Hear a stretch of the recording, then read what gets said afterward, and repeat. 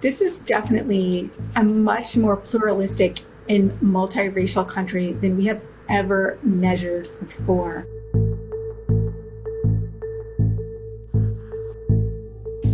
We had the only white population decline in absolute numbers for the first time ever since the very first census back in 1790. The population of people who identify as only white in the United States, so that's not white in something else, but just white, shrank in absolute numbers. And we've never seen this in the history of the United States. The number of people who identified as multicultural jumped significantly from about 9 million or so in the last census in 2010 to over 33 million this time, a more than threefold increase.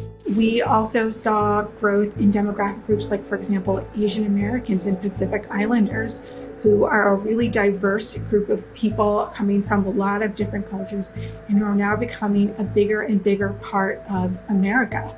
What we really saw in the numbers this time around, in fact, was that the growth in the American population is really coming from minorities and marginalized communities, and they're really driving the population increases in the United States, not just over the past decade, but presumably in years to come for this country as well. Another notable item from the census was that while the US population is still growing, that growth is slowing down. So we saw, in fact, the slowest rate of growth since the 1930s, since the throes of the Great Depression in this country. That slower rate of growth has implications for a lot of things.